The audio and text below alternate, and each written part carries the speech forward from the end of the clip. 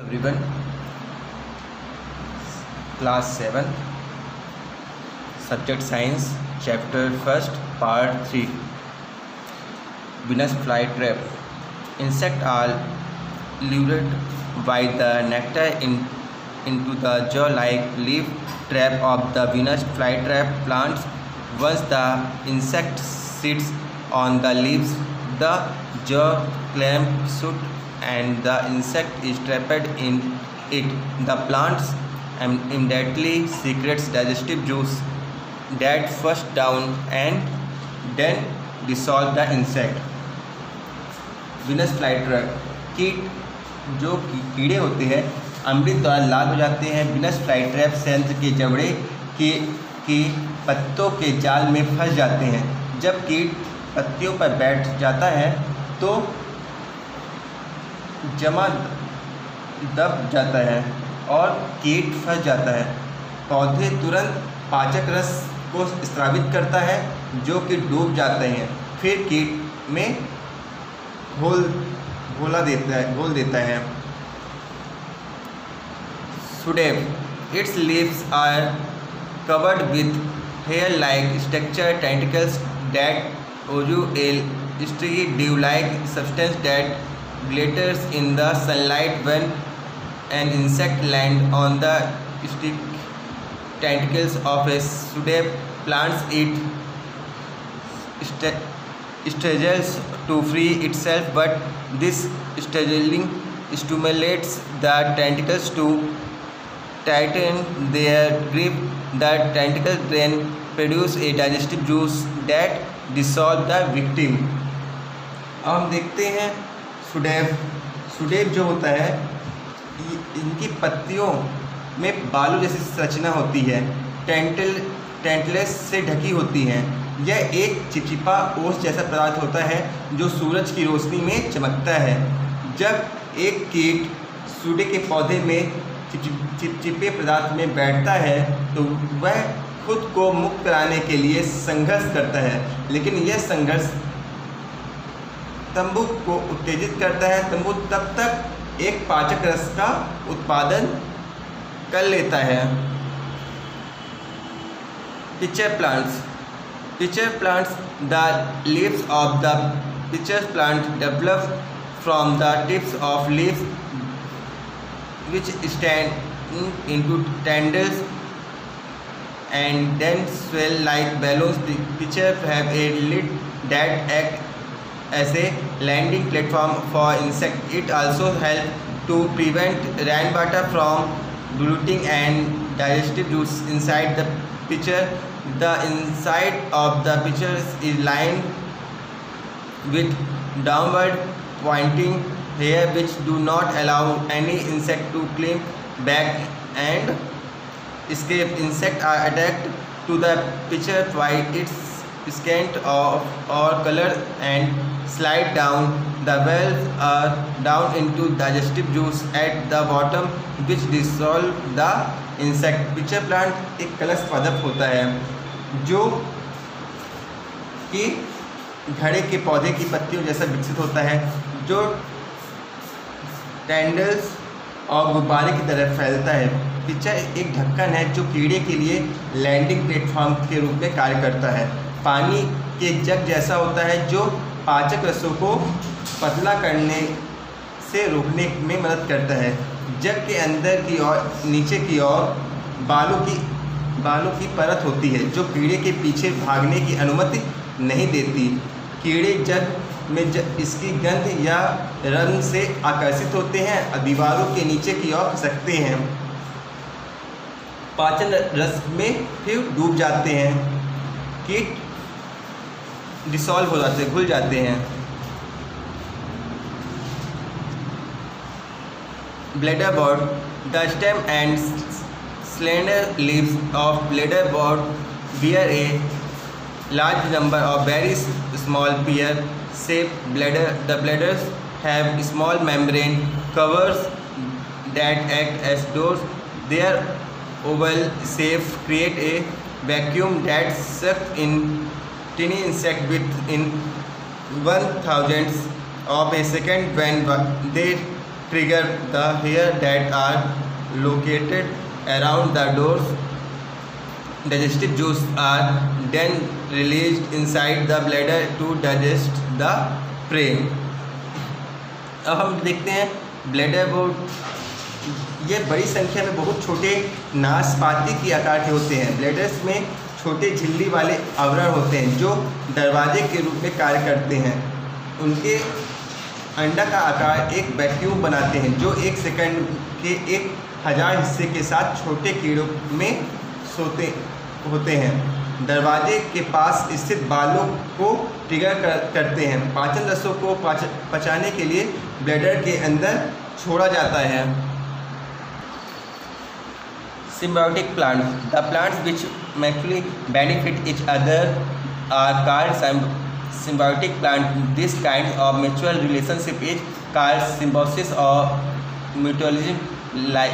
Lichen is a remarkable example of symbiotic relationship. It is a combination of a alga and a fungus, a spirophyte. The fungus provides water or minerals to the alga, whereas algal part which as chlorophyll supplies synthesis food to the fungus. A rhizobium supplies synthesized food of the fungus. A rhizobium bacteria lives in the root nodules of certain leguminous plants such as peas and beans. It converts atmospheric nitrogen into sevil, from example ammonium for the plants. The plants is return provides from ants later to the bacteria. Symbiotic plants मतलब सहजीवी पौधे, वह पौधे जो परस्पर एक दूसरे को लाभान्वित करते हैं सहजीवी पौधे कहलाते हैं। इसी आपसी संबंध को सहजीवन कहा जाता है। लीचेन सहजीवी पौधों का उदाहरण है। यह एक शैवाल है और एक कवक का एक संयोजन है। कवक अलगा को पानी और खनिज प्रदान करता है, जबकि अलगल भाग जिसके क्लोरोफिल होता है कवक को संश्लेषित भोजन की आपूर्ति करता है। एक राइजोबियम जीवाणु मटर और फलियों जैसे विशेष पौधों के जड़ में रहता है। यह वायुमंडलीय नाइट्रोजन को प्रयोग करने में परिवर्तित करता है। परमाणु में संयंत्र बैक्टीरिया को भोजन और आश्रय प्रदान करता है। Nutrition replacement in the soil. You have studied about the two types of nutrition in plants. Green plants are autotrophs, which prepare their own food. They take raw materials from soil and air and sun energy of synthesis food. The balance of carbon dioxide and oxygen is steadily maintained by plants and animals on the earth. Plants release oxygen gas during photosynthesis and they utilize carbon dioxide gas released by animals. What do you know that plants constantly utilize nutrition from the soil absorbed with water? Due to this continuous utilization, the soil gets depleted of vital nutrition. Therefore, soil needs addition of the nutrition from time to time to maintain its fertility. Let's understand how is the fertility of the soil maintained. मिट्टी में पोषण की आवश्यकता. आपने पौधे में दो प्रकार के पोषण के बारे में अध्ययन किया है. हरे पौधे ऑटोट्रॉफ होते हैं जो अपना भोजन स्वयं तैयार करते हैं. वह मिट्टी और हवा के कच्चे माल लेते हैं और भोजन को संश्लेषित करने के लिए सूरज की ऊर्जा को प्राप्त करते हैं. कार्बन डाइऑक्साइड और ऑक्सीजन का संतुलन पृथ्वी और पौधे और जानवरों द्वारा लगातार बनाए रखा जाता है. पौधे प्रकाश संश्लेषण के दौरान ऑक्सीजन गैस छोड़ते हैं और जानवरों द्वारा जारी कार्बन डाइऑक्साइड गैस का उपयोग करते हैं. लेकिन क्या आप जानते हैं कि पौधे लगातार पानी को अवशोषित मिट्टी से पोषक तत्वों का उपयोग करते हैं? इस निरंतर उपयोग के कारण महत्वपूर्ण पोषक तत्वों की कमी हो गई है. इसलिए मिट्टी को समय समय पर अपनी उर्वरता को बनाए रखने के लिए समय समय पर इन पोषक तत्वों को जोड़ने की आवश्यकता होती है. Addition of manures are decomposed matter of animals and plant wastes. They are rich in essential nutrition, and humus manures are added to enrich the soil with vital nutrition that plants require. Cattle dung is mostly used by farmers as manure. अब जानवरों और पौधों के कचरे के ममलों का विघटन होता है। वह आवश्यक पोषक तत्वों और धारण में समृद्ध होते हैं। पौधे को आवश्यक पोषक तत्वों के साथ खाद की समृद्ध करने के लिए खाद मिलाई जाती है। मवेशी के गोबर का उपयोग ज़्यादातर किसान खाद के रूप में करते हैं। Addition of fertiliser, you might have seen farmer and gardeners adding chemical fertilizer to their field, and gardens chemical fertilizer are rich in particular nutrition like nitrogen, phosphorus and potassium. The benefit of adding chemical fertilizer is that the soil deficient of any particular nutrition get replaced with that nutrition. Example of some chemical fertilizer are urea, phosphate and potassium sulphate. अब उर्वरकों का जोड़, आपने किसानों और बागवानों को अपने खेतों और बगीचों में रासायनिक खाद डालते देखा होगा। रासायनिक उर्वरक नाइट्रोजन, फास्फोरस और पोटेशियम जैसे विशेष पोषक तत्वों से भरपूर होते हैं। रासायनिक उर्वरकों को जोड़ने का यह लाभ यह है कि किसी भी विशेष पोषक तत्वों की मिट्टी की कमी उस पोषक तत्वों के साथ फिर से भर जाती है।